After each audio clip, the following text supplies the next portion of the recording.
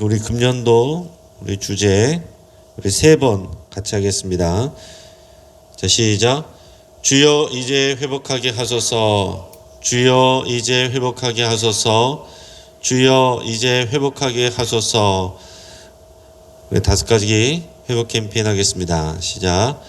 예배를 회복하겠습니다. 기도를 회복하겠습니다. 사랑을 회복하겠습니다. 가정을 회복하겠습니다. 사명을 회복하겠습니다. 아멘. 오늘 하나님께서 우리에게 주시는 말씀은 누가복음 11장 27절에서 36절까지의 말씀입니다. 오늘 말씀을 통해서 진짜 복 있는 자라는 제목으로 말씀의 은혜를 같이 나누겠습니다. 여러분, 우리가 내리사랑이라는 말이 있죠. 이 부모가 자기 자녀가 잘 되는 것을 보고 기뻐하고, 또 자기 부모에게 하는 것보다 자기 자녀에게 대한 그 마음을 더 쏟고 사랑하는 것이 일반적인 모습입니다. 내 자녀가 잘 되는 것으로 인해서 기뻐하는 것, 그것을 위해서 부모들은 희생을 감수합니다. 자식이 잘 되는 것이 곧 부모의 자랑입니다. 한국교계에서 이 감리교회 4명의 목회자, 이 광림교회 김선도 목사, 금남교회 김홍도 목사, 임마누엘교회 김국도 목사, 미국 LA 뉴조이 교회 김건도 목사를 길러낸 그 어머니 이숙녀 전도사님이라는 분이 한국교회에서 또 어떻게 자녀들을 신앙으로 길렀는가, 키웠는가 하는 것에 대한 이런 간증을 많이 하고 다니기도 했습니다. 여러분, 이렇게 유명한 목회자를 자녀로 두고도 큰 자랑거리가 됐는데, 예수님을 낳은 그 어머니 마리아는 얼마나 자랑할 것이 크겠습니까? 심지어 지금 이 가톨릭 교회에서는 이 마리아를 존경하다 못해서 신성시하고 마리아에게 기도를 하는 정도입니다. 지금 젊은 부모들도 보면 별다르지 않습니다. 이 SNS 같은데 이렇게 둘러보면 아이를 키우는 젊은 엄마들의 그 SNS는 자녀들 자랑으로 채워져 있습니다. 다른 말로 하면은 자녀를 잘 키워내는 것, 자녀가 잘 되는 것, 그것이 행복의 이유가 되는 것입니다. 자, 그러나 예수님은 그보다 더 본질적인 복에 대해서 오늘 가르쳐주고 계십니다. 오늘 27절, 28절 말씀을 같이 읽겠습니다. 자, 시작. 이 말씀을 하실 때에 무리 중에서 한 여자가 음성을 높여 이르되 당신을 뵌 태와 당신을 먹인 젖이 복이 있나이다 하니, 예수께서 이르시되 오히려 하나님의 말씀을 듣고 지키는 자가 복이 있느니라 하시니라. 아멘. 자, 앞에서 예수님이 하시는 말씀을 듣고 한 여인이 이제 은혜를 받았습니다. 그래서 큰 소리로 예수님께 얘기하기를, 당신을 뵌 태와 당신을 먹인 젖이 복이 있나이다, 이렇게 외쳤습니다. 자, 이 얘기는 뭡니까? 이 여인은 예수님의 어머니를 부러워하고 있어요. 그녀는 아마 속으로 이런 생각을 하고 있었을 겁니다. 이런 대단한 선지자를 낳고 기른 엄마는 얼마나 좋겠는가, 얼마나 복이 많은 사람인가, 참 부럽다. 내 자녀도 저렇게 훌륭한 사람이 되어야 될 텐데, 많은 사람들에게 존경받고 인정받는 그런 사람이 되어야 될 텐데, 자녀를 저렇게 훌륭하게 키운 비결이 뭘까? 아마 이런 생각을 했을 것입니다. 자, 이에 대해서 예수님께서는 진짜 복 있는 자가 어떤 사람인지 가르쳐 주십니다. 자녀가 잘 돼서 받는 복, 그것도 복이지만 그거보다 더 큰 복은 뭐냐면 말씀을, 하나님의 말씀을 잘 듣고 지키는 자가 복이 있다 얘기하셨습니다. 하나님의 말씀을 잘 듣고 지키는 자가 복이 있다. 그것이 진짜 복 있는 사람이다. 그것이 진짜 복된 사람의 모습이다. 그것이 진짜 행복이다. 이렇게 얘기를 말씀해 주셨어요. 자, 예수님의 앞에서 이 귀신 들린 자를 고쳐주셨을 때에 예수님께 어떤 사람들은 바알세불의 힘을 힘입어서 쫓아내는 것이라고 얘기했습니다. 또 어떤 사람들은 하늘의 표적을 보여달라고 요구했습니다. 그런 사람들과 이 여인의 가치관은 크게 다르지 않습니다. 자신들의 세상에서 건강하고 또 사회적으로 잘 되는 것, 그것뿐 아니라 자신의 자녀들이 잘 되고 사회적으로 신분이 올라가고 성공하는 것, 다 그런 것입니다. 자, 그러나 예수님은 진짜 복 있는 사람은 하나님의 말씀을 듣고 지키는 자라고 얘기하셨습니다. 그들 자신도 율법의 말씀을 잘 듣고 나름대로 율법과 전통을 지키는 자들이었습니다. 그러나 예수님은 듣고 싶은 대로 듣고 믿고 싶은 대로 믿는, 또 제 마음대로 행동하는 것, 그것은 진짜로 하나님의 말씀을 듣고 지키는 것이 아니다라고 말씀을 하는 거예요. 율법은 그림자이고 예수 그리스도가 실체입니다. 성경에 나와 있는 이 율법, 성경의 구약에 있는 이 율법의 모든 내용들, 그것은 오실 예수 그리스도를 다 나타내는 거예요. 그것을 미리 보여주는 그런 그림자와 같은 것들이라고 한다면, 그 실체로 오신 분이 예수 그리스도이시고 예수님이 전한 하나님 나라의 복음입니다. 자, 살아있는 말씀, 하나님의 말씀이 실제로 육신을 입고 이 땅에 오셨어요. 자, 말씀을 잘 듣고 지키려면 그 말씀의 실체가 되시는, 율법을 듣고 지키던 것보다 이제는 살아서 우리에게 오신 그 실제 말씀의 근원 되시는 예수님을 잘 만나고 예수님을 따르고 예수님께 순종하는 자, 그 삶을 살아야 된다라는 얘기입니다. 근데 그 앞에서 있는 이 사람들은 어땠습니까? 자신들은 율법을 잘 지키고 잘 듣고 그것을 달달달 암송한다라고 했지만은 예수님을 받아들이지 않는 것입니다. 예수님을 거부하고 예수님을 반대하는 것입니다. 그것은 진짜로 말씀을 사랑하고 받아들이는 모습이 아닌 겁니다. 이제 예수님이 오시면서부터는 진짜로 말씀을 듣고 지키는 자가 되려면 예수 그리스도를 인정하고 예수 그리스도를 사랑하고 예수 그리스도의 말씀을 마음에 새기고 예수 그리스도를 닮아가고 예수 그리스도를 따라가는 것, 그게 말씀을 듣고 지키는 자의 삶이 되는 겁니다. 거기에서 우리의 진짜 복 있는 삶이 결정되는 것입니다. 하나님의 나라는 자신의 사회적인 성공이나 자녀들의 신분을 통해서 결정되는 그런 나라가 아닙니다. 이 땅은 그렇죠. 이 땅에서는 그것이 자랑거리가 되고 다들 부모님들 모이면 만나서 또 자랑할 것이 자녀가 잘 되는 것, 자녀가 얼만큼 잘 나가는지, 그런 것이 자랑의 이유가 되겠지만, 그러나 정말 하나님 나라에서 우리가 복되고 또 칭찬받는 것은 예수 그리스도와 어떠한 관계로 살아가느냐, 예수 그리스도를 우리가 얼마나 사랑하고 예수 그리스도의 말씀을 얼마나 마음과 생각에 우리가 그것을 심고 그 가치관대로 살아가느냐, 거기에 따라서 우리의 행복이 결정되는 것입니다. 우리 자녀들도 마찬가지고 가족들도 마찬가지입니다. 이 세상에서 우리가 기도 열심히 해가지고 잘 되고 신분이 올라가는 것 중요하지만, 그것이 우리에게 기쁨이 되지만, 우리는 우리 사랑하는 가족들과 자녀들이 진짜 실체 되신 예수 그리스도, 말씀의 실체 되신 예수 그리스도를 만나고 그 말씀을 듣고 지키는 그 삶을 사는 것, 그것이 우리 가족이 정말로 잘 되는 것이고 자녀들이 잘 되는 것입니다. 여러분, 우리는 이 말씀의 기준을 가지고 잘 듣고 잘 적용하셔야 돼요. 우리 자녀들을 위해서, 가족들을 위해서 정말 눈물로 기도할 것이 무엇인지를 잘 기억하시고, 우리 사랑하는 가족들과 자녀들이 예수님을 나의 주님으로 고백하고 예수님의 제자가 되기를, 그것을 위해서 여러분 간절히 기도하셔야 됩니다. 다른 거는 다 잘 됐는데 그냥 교회만 잘 안 나와요, 이런 정도의 문제가 아니다라는 것입니다.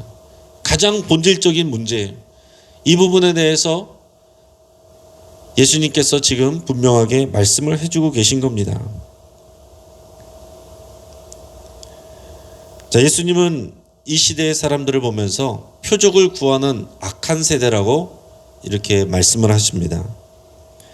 표적을 구하는 것 그 자체는 나쁜 것이 아닙니다. 표적을 구할 수 있어요.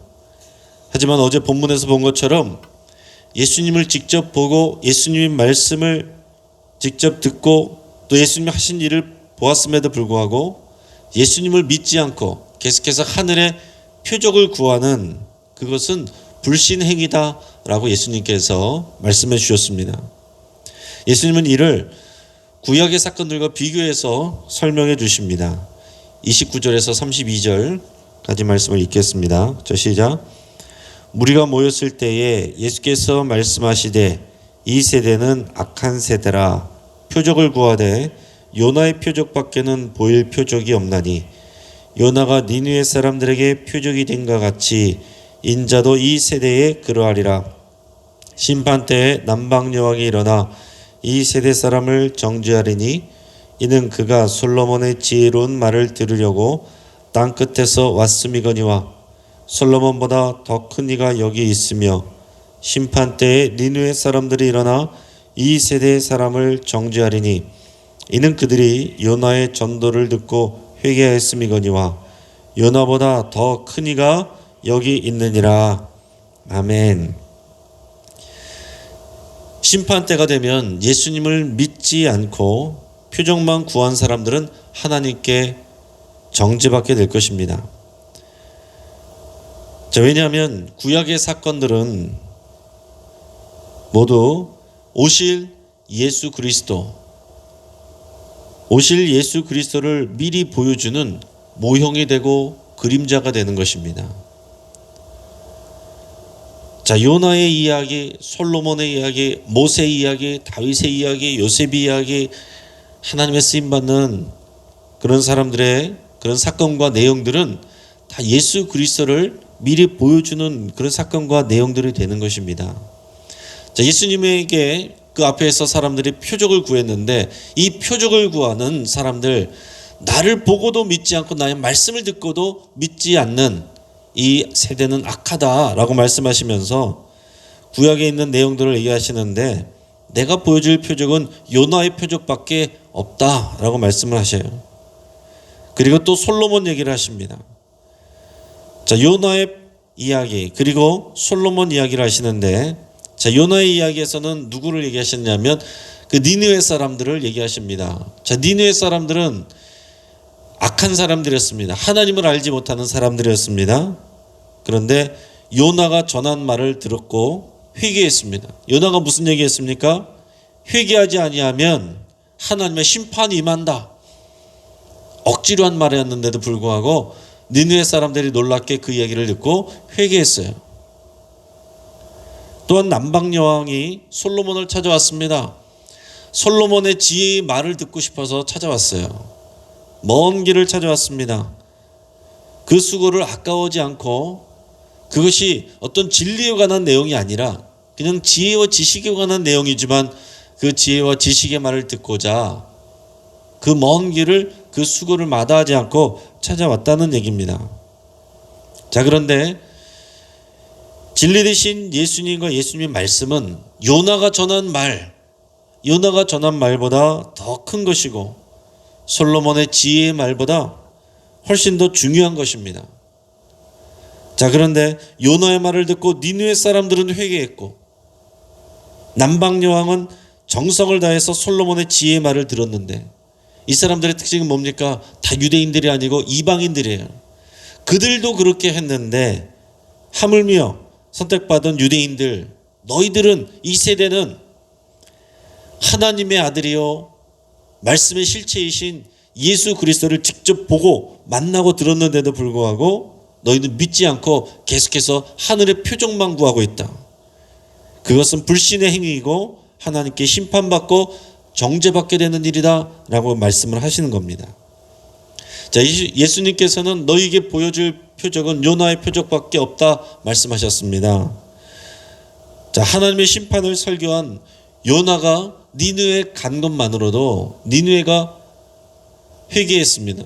그 도성의 사람들이 회개했어요. 그것은 요나가 와서 말씀을 전한 그 자체가 표적이 된 것입니다.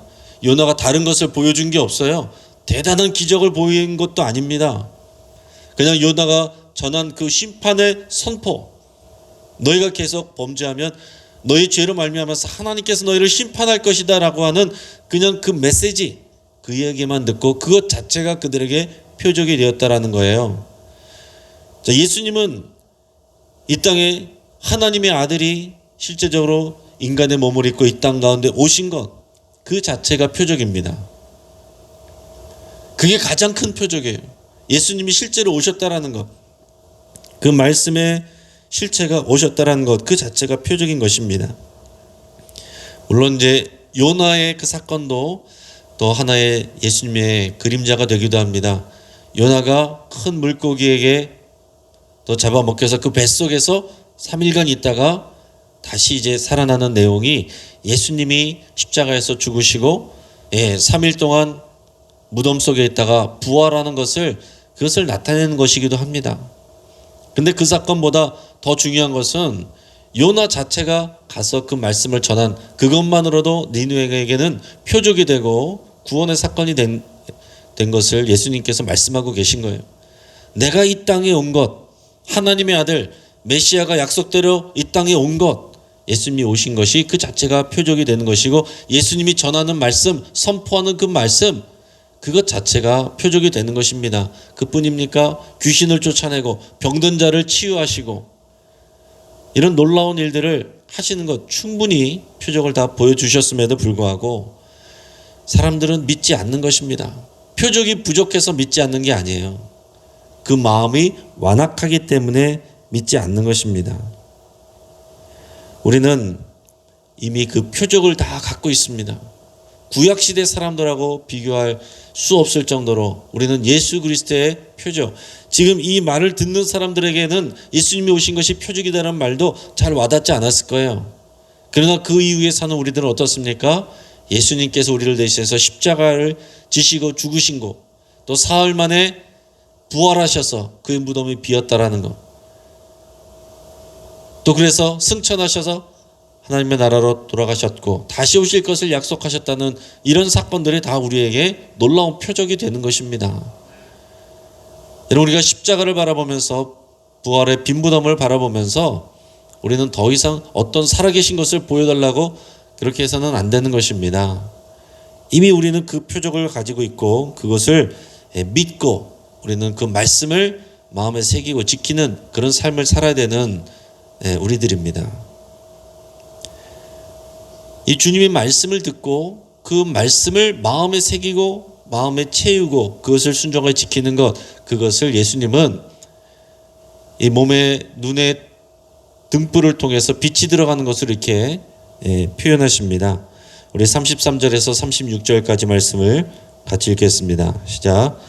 누구든지 등불을 켜서 속에다 말 아래 두지 아니하고 등경 위에 두나니 이는 들어가는 자로 그 빛을 보게 하려 함이라. 내 몸의 등불은 눈이라. 내 눈이 성하면 온 몸이 밝을 것이요 만일 나쁘면 내 몸도 어두우리라. 그러므로 내 속에 있는 빛이 어둡지 아니한가 보라. 내 온몸이 밝아 조금 더 어두운 데가 없으면 등불의 빛이 너를 비출 때와 같이 온전히 밝으리라 하시니라. 아멘. 자, 예수님께서는 지금 우리 몸의 등불이 이 눈이라고 얘기를 하셨어요. 그러니까 눈을 통해서 지금 이 빛이 들어오는 것입니다. 눈을 통해서 빛이 들어오니까 우리가 주변을 볼 수 있는 거예요. 자, 여기서는 예수님께서 이 눈을 통해서 빛이 들어와서 우리 몸 자체를 비추는 것을 이렇게 얘기하고 계십니다. 그것은 뭐냐면은 하나님의 말씀, 빛 대신 진리가 우리 안으로 들어오는 것을 얘기하는 것입니다. 그래서 우리 몸의 눈은 더 정확하게는 뭘 얘기하는 거냐면 이 빛 대신 진리 대신 말씀을 대하는 우리 마음의 태도를 얘기하는 거예요. 그러니까 눈이 밝다라고 하는 것은 뭐냐? 우리 몸에 등불인 눈이 밝다라고 하는 것은 주의 말씀을 들을 때에 이것을 아멘하고 받아들이는 그 마음의 태도, 눈을 크게 뜨고 그 주의 말씀을 귀담아 듣는 그 마음의 태도, 그것이 눈이 밝다라고 예수님께서 그렇게 말씀하고 있는 것입니다. 여러분, 사람은 귀로 듣는 것 같지만 귀로도 듣지만 사실은 눈으로도 듣습니다.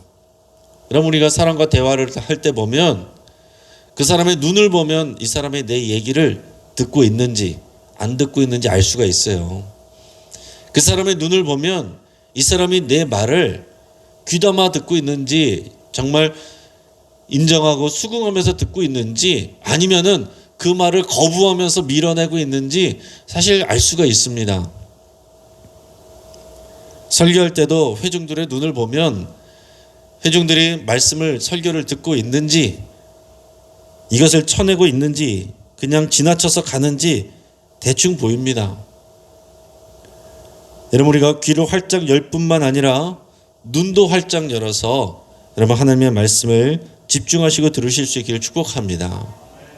여러분, 예배할 때 또 설교를 들을 때 눈이 초롱초롱한 분들은 그 몸의 등불이 밝은 것입니다. 반대로 예수님께 표적을 구하고 시험을 하는 사람들, 그들은 예수님을 만나고 있고 귀가 열려 있지만은 그들의 눈은 어두운 거예요. 그래서 빛 대신 예수님의 말씀이 그들 안으로 들어가지 못하는 것입니다. 눈이 어두운 것은 다른 표현으로 해서 마음이 완악한 것입니다. 마음이 완악한 거예요. 어린이들은 마음이 부드럽습니다. 오늘 예수님의 말대로 하면은 어린이들은 눈에 등불이 밝아요. 어린이들은 말씀을 전하면 그대로 순수하게 받아들입니다. 그리고 그것을 지키려고 하면 그 말씀을 잘 지킵니다.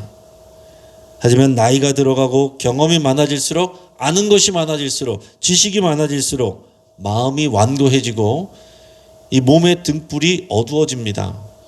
말씀의 빛이 잘 통과를 못하는 거예요.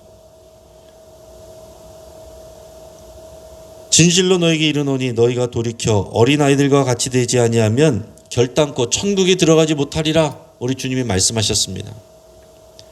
자, 이 어린아이 같은 태도가 뭡니까? 이 말씀을 대하는 태도예요.